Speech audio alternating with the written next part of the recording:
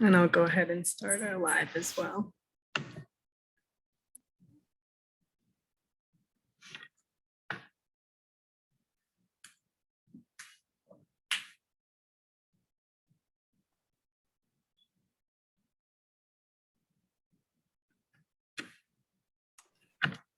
Good evening, everyone. Thank you for joining Step Up Savannah and the Southern Poverty Law Center for the kickoff of our series around redistricting.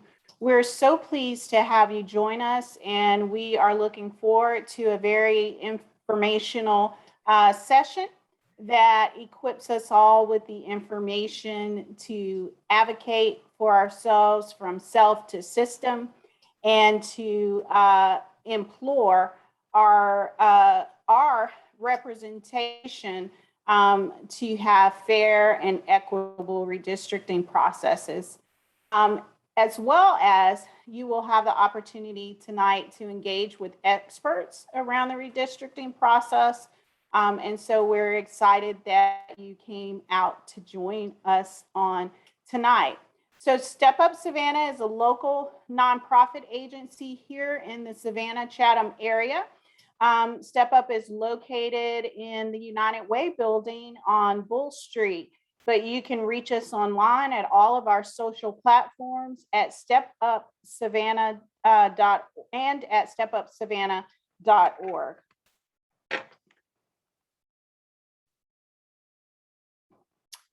Our mission and vision is really simple. Step Up Savannah believes that Savannah can be a community where all people have hope, and that is a confident expectation of a favorable outcome and opportunity, where we challenge injustice and where all of our community members step up to reduce poverty.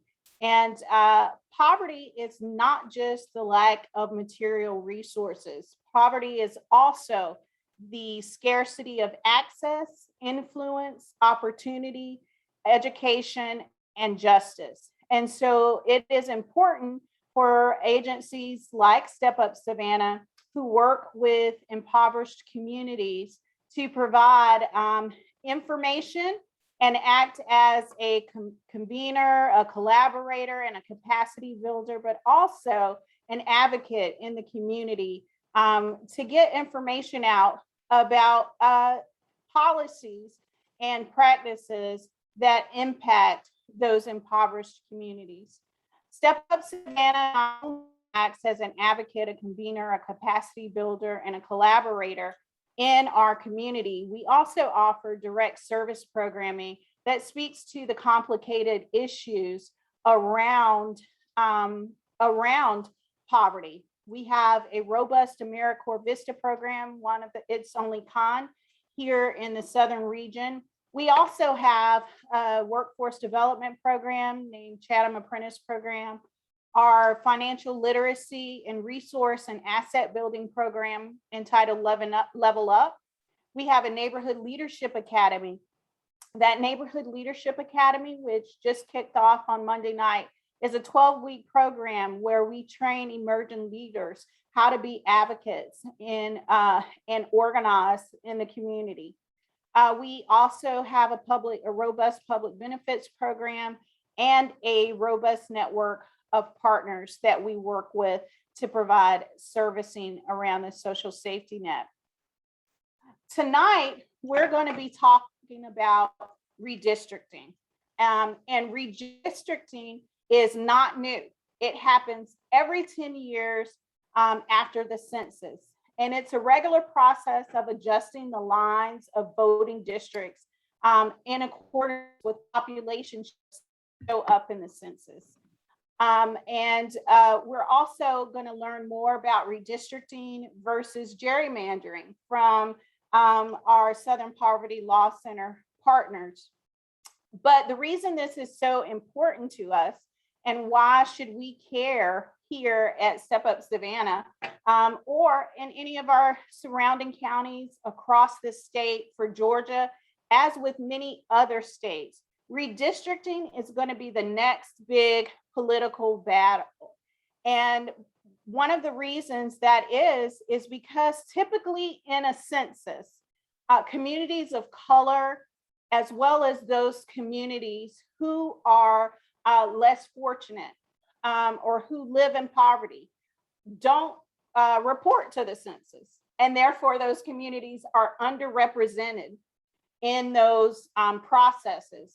And so we want to make sure that, that there is no unequal representation across our community, across the state, and all of those who are facing this issue. This is not a new issue.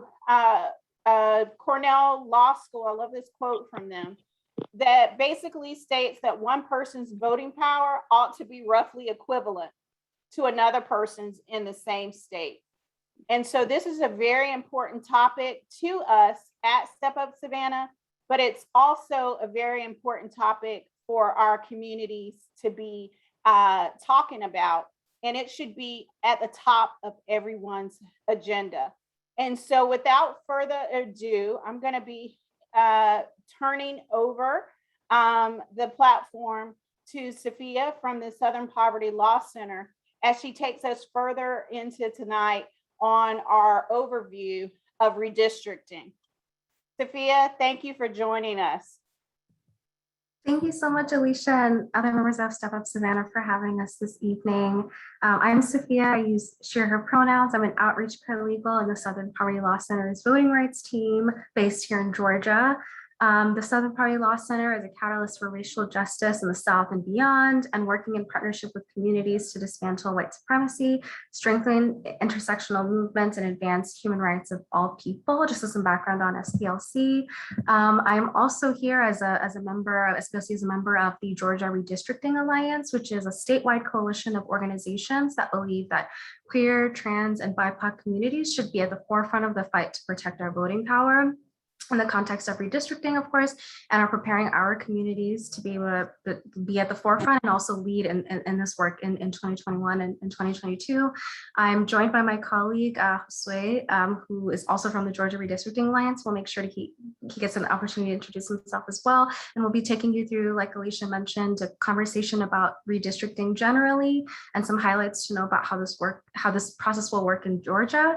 And then at the end, we'll talk a little bit more about specific terms that you should know, and maybe how to take the advocacy and tools that you learn in this conversation to use to advocate for your community in general. So I will kick it over to Josue, and in the meantime, we'll pull up our presentation so we can go ahead and get started. Hello, everyone. My name is Josue. My pronouns are he, him. I work with the Pro Georgia as a fellow for redistricting. So specifically we're doing is what the fellowship for redistricting is just mapping out and like teaching communities about like redistricting, how to advocate for your community through mapping and comparing those maps with like previous maps and maps that legislators are also advocating for. So we'll jump right into it. So this is just a basic criteria of what redistricting requires: congruity, compactness, avoiding placing multiple incumbents into a single district, preserving precincts, communities, and preserving communities of interest. I didn't want to make so much info into a slide, so most of it's going to be talking. So we already know the reapportionments that are happening after a lot of the census information just came out. We know that Georgia will maintain the same number of seats, which is 14, I believe, and this will also increase the population. The population in Georgia, I believe, increased to 10.7 million people, and despite that, there seems to be an undercount. Yeah, can you guys hear me? Sorry. Yeah. Okay. Yeah, there's a power outage in Atlanta, so if you guys can't hear me, just let me know. Okay. But I'm a little closer. Okay, what I was saying is the population in Georgia has increased to 10.7 million. Despite that, we will remain on the same number of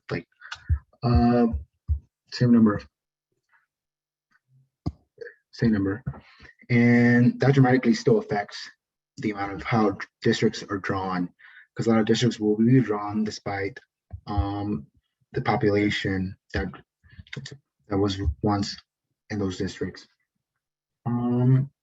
So we will talk about the other information, congruity, compactness, and communities of interest through this slide. Click on the next one. So compactness and congruity. So in simple terms, congruity is a district. It's a district that is intact, and does, despite there being a break of, say, a water, for example, you see here in Chatham County, they remain intact. They're not separated. There's nothing that's blocking. In compact, it's basically a very shape. A lot of districts you might see are like snakes or like worms. They're very spread out. That's a lot to do with gerrymandering. So we want an ideal compact shape when we draw on districts. And just to go a little bit about gerrymandering, gerrymandering is when legislators are drawing districts to favor either an incumbent to political party, or making sure like a specific group, that either racial, socioeconomic group, remains in power or gets an edge, and when it comes to the power dynamic. You can click the next slide. Community of interest.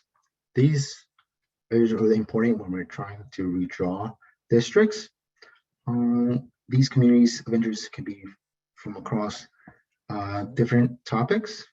That could be racial, cultural, or economic backgrounds. These communities are usually drawn after hearing feedback from the specific community, giving, like, for example, the Latinx community. We know that these communities want to be intact, so we try to preserve it the best way possible. Just hearing their feedback, advocating for the specific district when mapping. And go on the next slide. So when we're drawing districts, these are some of the questions we want to ask ourselves. It's like, who lives in your community? What do people have in common with each other and your community? And what brings people together in your community? What policies, concerns are important to you and your community? And these basic questions help us make sure these communities of interest are intact and ensure we are creating districts that are fair, just, and make sure that one vote equals one person. Doesn't matter across what district or what state. You can click on to the next one. So I think we already have gone through some of the stages when it comes to redistricting. We already got the information from the census. There's still information that's coming out, but we already know the apportionment. It still remains the same. And so some of these are the four key components: identifying elected officials, about the redistricting process. The thing about Georgia, there's no real timeline. The legislators draw the district, so it's very fishy. Gotta constantly ensure and like keep up to date what the information is coming out when we're doing the redistricting process. The second is develop a testimony. There's already testimonies that have happened in the last couple of months, and you testify about the specific district, and give a reason exactly why communities of interest are staying intact. The third step is like contacting your state and local elected official. That is, again, from city council to your House representative, and to constantly pressure them and ensure that your communities are intact. And the last part is engage the press. So we want to ensure that any media that is social media, the news, your local news, is constantly informed by these communities, and ensuring that there's a fuller picture when we're drawing the districts. That simply because a legislator is drawing a district doesn't mean it's exactly the same way that the community wants it to be drawn. I can go. And I wanted to jump in and say, at least, so we've given you some background and criteria in terms of what legislators and other county officials will be using to draw these maps, but just wanted to step back a little bit and talk a little bit more about the process. So on the statewide side, and in addition, wanted to say at least on this part that we will be sending around a toolkit where there'll be more information about how to take on these 4 steps. And of course, there'll be a whole third step presentation in this series that will give you more information about how best to use the information that you learn here to advocate for your community. But wanted to just give you a little bit of a bigger overview about what the process will look like.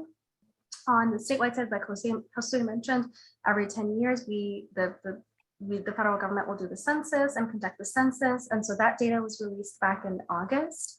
And that gives communities, legislators, folks alike, the information that they need to be able to see where population has moved, what kinds of population has moved where, and just general information about the population in the United States. And so when that information is released on the statewide side, legislators are responsible for the districts on the congressional side, the state house districts, and then the state senate districts. And in the toolkit that we'll be sending around, you'll have information for all of the legislators who are involved in that process.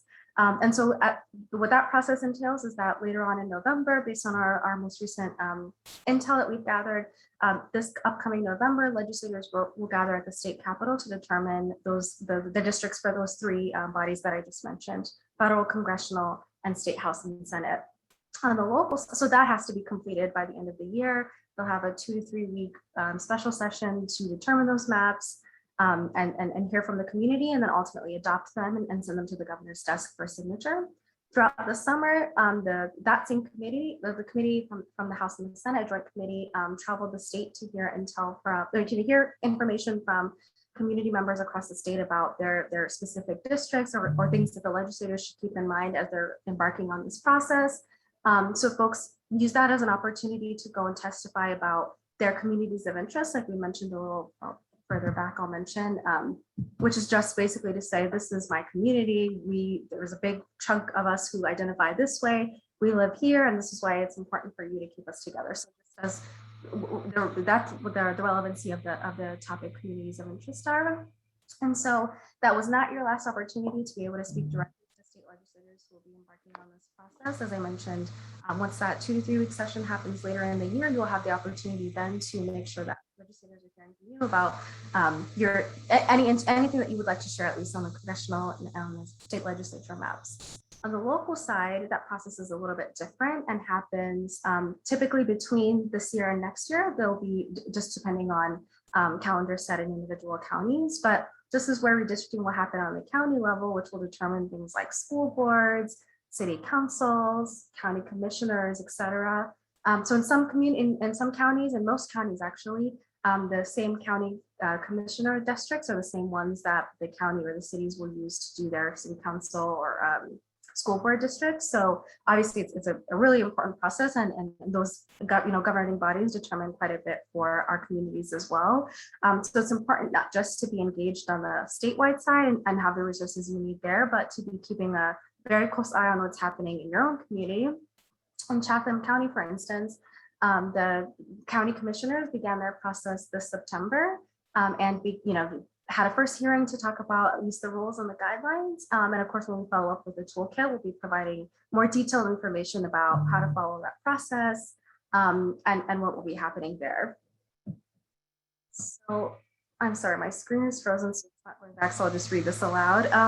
Those questions that we had put up on the screen, and of course, are courtesy of our partners at Asian Americans Advancing Justice, will help you lay the groundwork for how you do, it's a good way to determine, for you to just Can I ask a question? Oh, I'm sorry. Yes. Can I ask a question? Yes, please go ahead. Right. I don't know if I'm pronouncing his name right, but Jose, or the gentleman that was on right before. Yeah. How much did you say that Georgia has grown by in this past year? So the population, let me get it from my notes. The exact population increase 10.7 million people between 2010 and 2020. So that's a 10% increase. All right. Now, how many of those came from the southern border? Because I know there was 250,000 shipped here to Georgia, or somewhere along that line. What do you mean?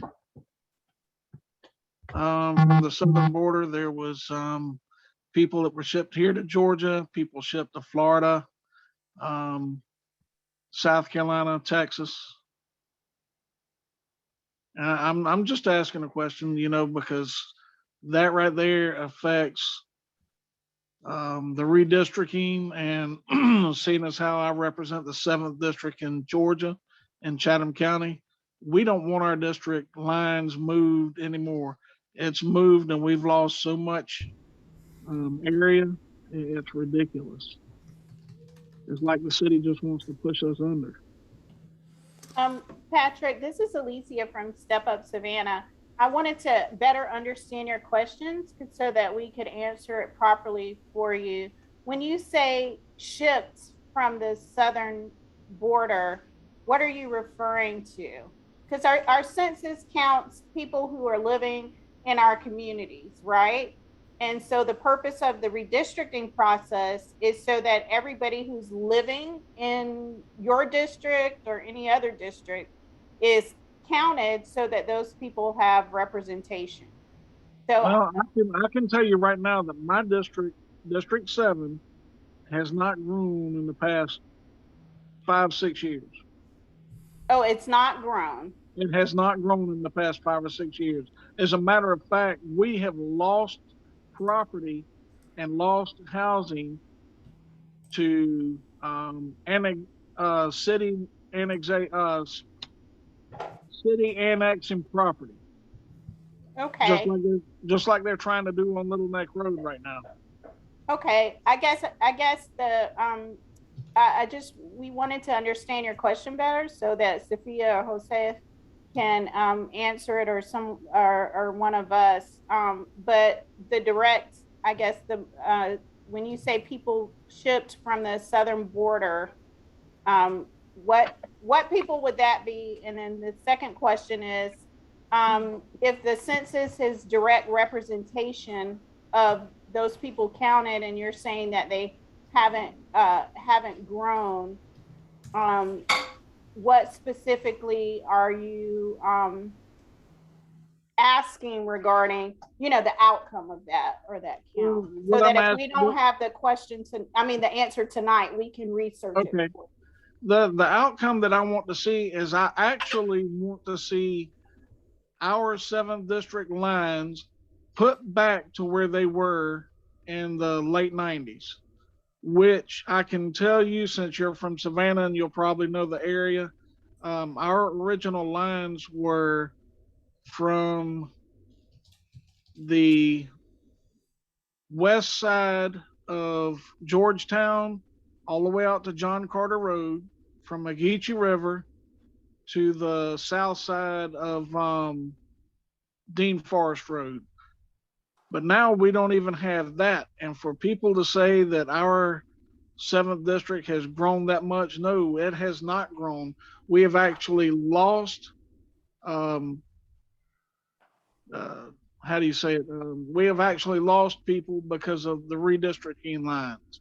And now and have you spoken to your representation, right? Your those that are in the county and the county commissioner? Well, you'd be better talking to the wall than you would talking to them, because that's about the same outcome that you're going to get. Well, I would just encourage you. Our process is one, nonpartisan, but two, it's educational and informational. So, okay.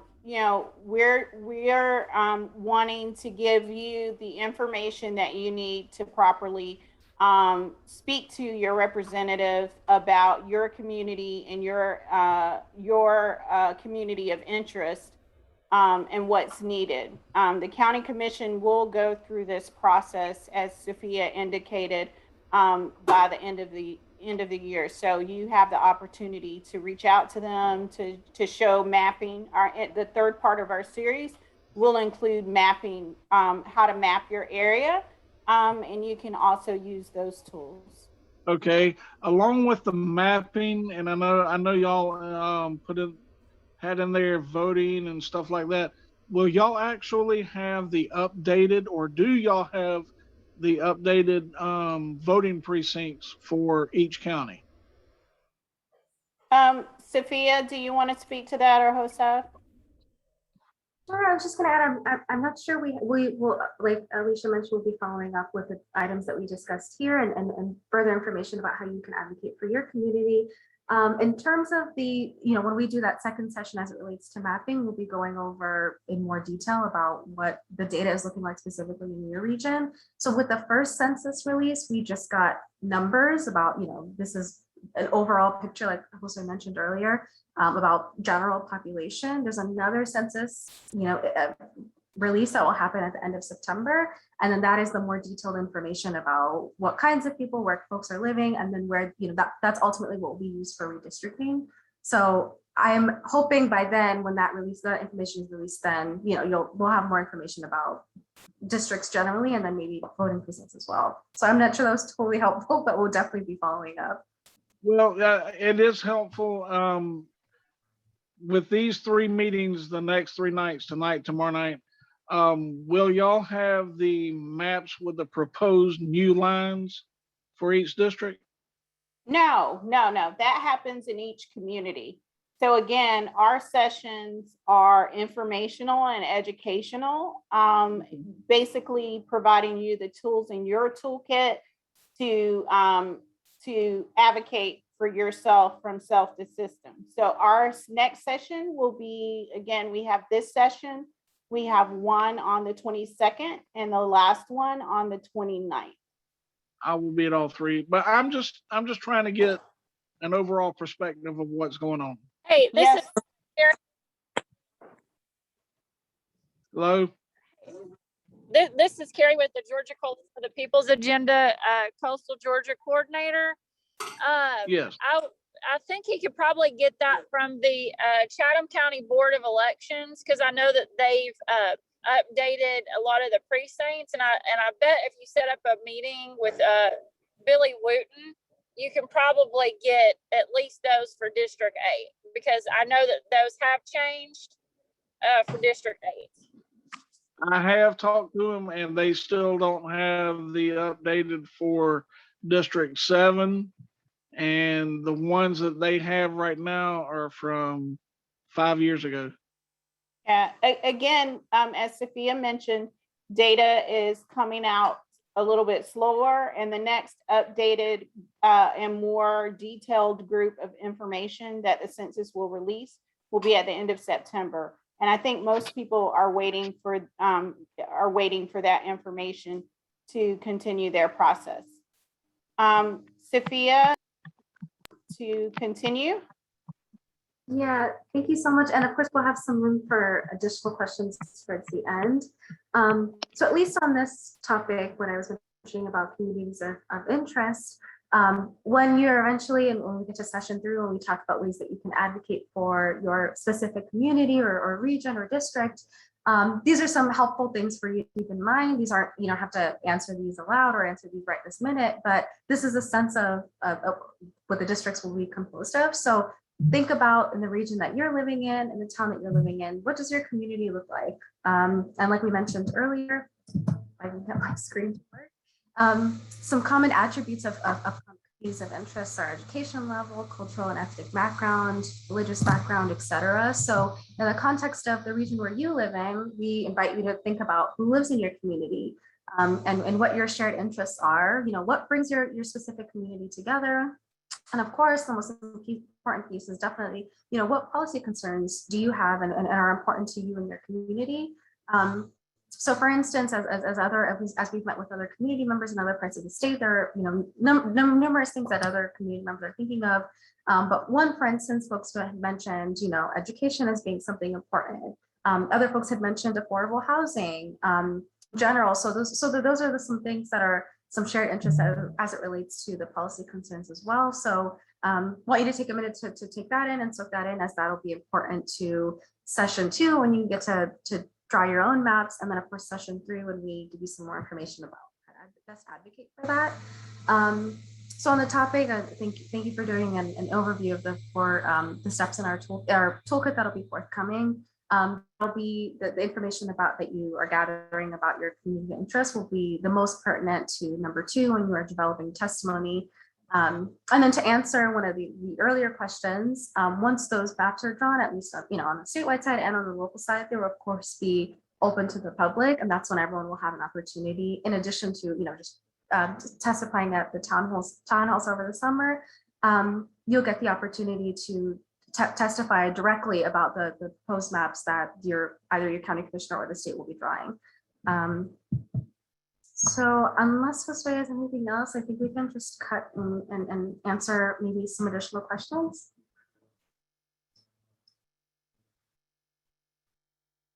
You can go straight away. I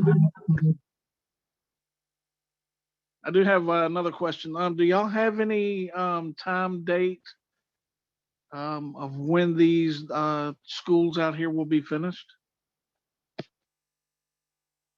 Or do y'all know about the new schools out here in the 7th district?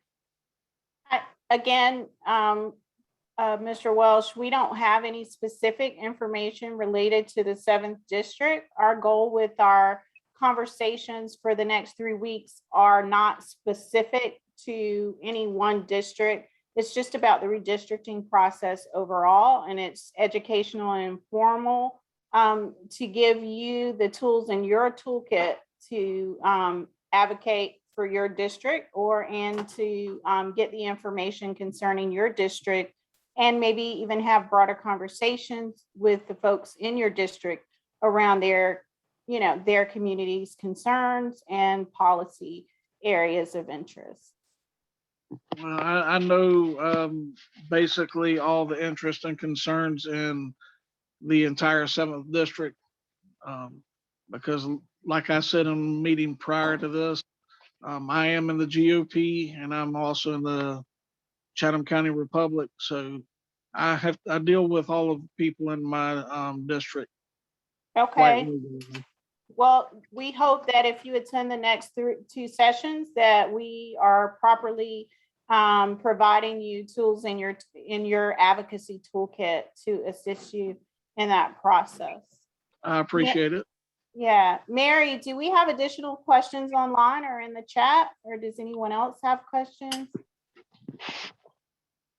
I haven't seen any that have come through on our Facebook Live or through the chat so far, no.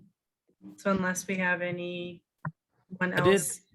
I did have a quick question because you talked about, there's a question in the chat too. I don't want to cut anybody off. Somebody more polite than me. Go ahead. We'll ask the one in the chat after you go. You touched a little bit on the terms, and you made a little bit of a distinction between gerrymandering and redistricting. When we get into that, I mean, and I imagine it might be explored a little bit later. Is there a difference between the approach to if there's suspected gerrymandering or something that's even been kind of openly acknowledged as gerrymandering versus sort of the systemic under recognition that you were talking about as well, that kind of comes with the census and things? Is there a difference in approaches? Yeah, so I'll let Sophia jump into this too, but essentially Southern states, right, historically have been known for gerrymandering. I mean, that's a historical fact. There's been community advocacy around that for decades. So there's always the opportunity for that to happen when communities are undercounted, underrepresented, or they don't have voice, right? And so if they're the traditionally marginalized or disenfranchised voter, they're likely not tuned in to this process.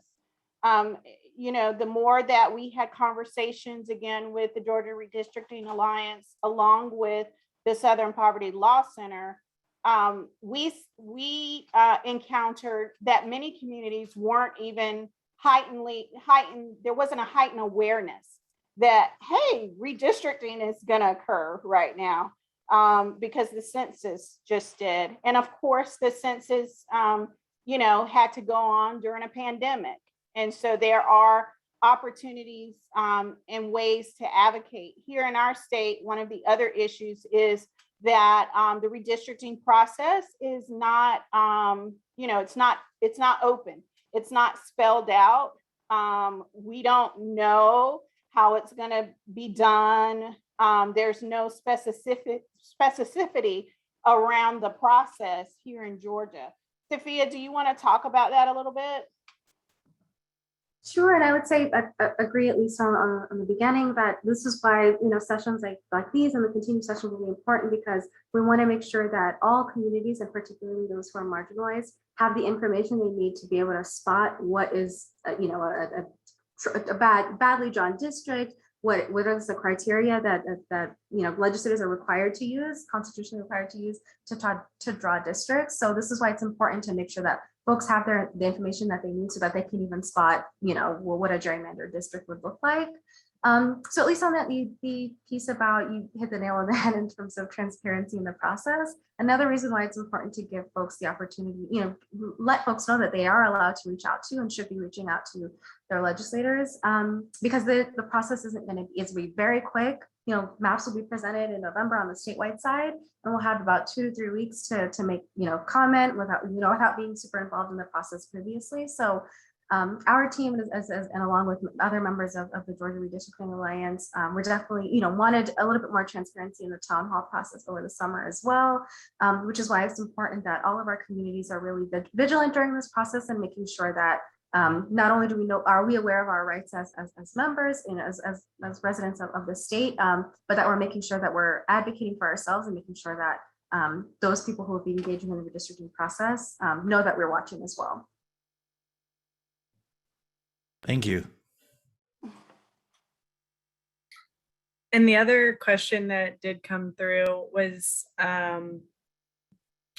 Gage wanted to know, I think we touched on this a little bit just now, but why it's important to educate the public on redistricting and the main goal that we have in having these sessions. And I think we kind of hit the nail on the head when we were answering the last couple of questions. But essentially, our goal at Step Up Savannah is to ensure that the entire community and the southern region and contiguous counties are educated, that they're informed, and that they have the tools of advocacy in their toolkit, so that they know and are able to advocate for themselves from self to system. It's very important. I did want to add, specifically like local districts, and we want to keep like public officials accountable. Many times, sometimes when the redistricting happens, there's like representatives that are no longer in the population that was previously a district. So a lot of people get left out of the picture. And these people don't get representation, and therefore their needs and concerns are being met. Specifically around like a lot of things that are happening in Atlanta is like get all the potholes, and there's school boards, and there's like resources that are not being given to the people that need it the most, because sometimes the representative is no longer concerned about that district. So there's a lot of things that people can do when advocating for fair districts and getting fair representation across all board.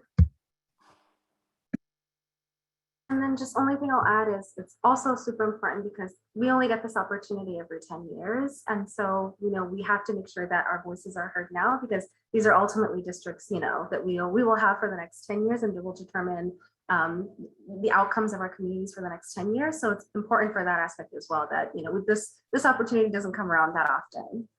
Yeah, and particularly one of the things that I point out to people when I've been having a conversation just one-on-one is that this impacts are at your local levels, your county commission, your school board, And so these are the people that will be making the decisions around policy matters in your community that directly impact your family, where you go to school, the bus system, what you have, if you have school lunches, all of those small things that sometimes we take for granted that we don't actually realize that are tied to this legislative process. So it's extremely important for policy matters at every level of our everyday lives that we are educated about the process, and again that we have those tools in our toolkits as engaged members of our community. Gage, are you still on?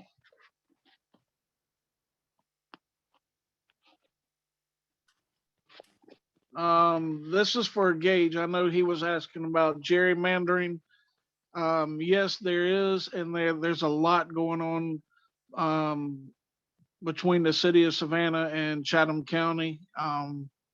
It's the city trying to push the county completely out the picture. If he would like, I would like to meet with him, and I'll talk to him about it if he wants to interview me. Okay. Do we have any other additional questions in the chat, Mary? I haven't seen any come through. I haven't seen any additional ones come through. Does anyone else have any questions? We'll take them now. The time is about 6:41. So we have about 20 minutes or so before we're scheduled to end. But if we don't have any other questions, we will end. I do know that at the beginning of our conversation, Josue, it was a little bit low. I don't know if it was just for me, but we can put up a few of the slides so that after our conversation, people can have them to reference for understanding. I do have a question for you real quick, and this is a historical question. And I know everything's about, educating people. I don't know if y'all knew this, but there is, and I'm asking you because I just need to know if somebody can point me in the right direction. There is a cemetery on Little Neck Road. If I remember correctly, if Carrie's on and listening, I think it says WS on the gate. It's an actual old slave cemetery. Is there any way we can get, like the historic, what I'm trying to say, a historic plaque put out there? You know what I'm talking about? Again, Go to the Metropolitan Planning Commission Yeah. and talk also with the Savannah Historic Foundation, Georgia Historical Society. Okay, I've got a meeting with the NPC, so bring it up to them. Yes. Thanks, Carrie. That's where I was going to point to. And also, I will also share that with our county manager and facilities person that I know lives in unincorporated Chatham County. But you can definitely refer that concern to the Metropolitan Planning Commission and the Georgia Historical Society for them to validate the site and to issue a plaque. Thank you very much.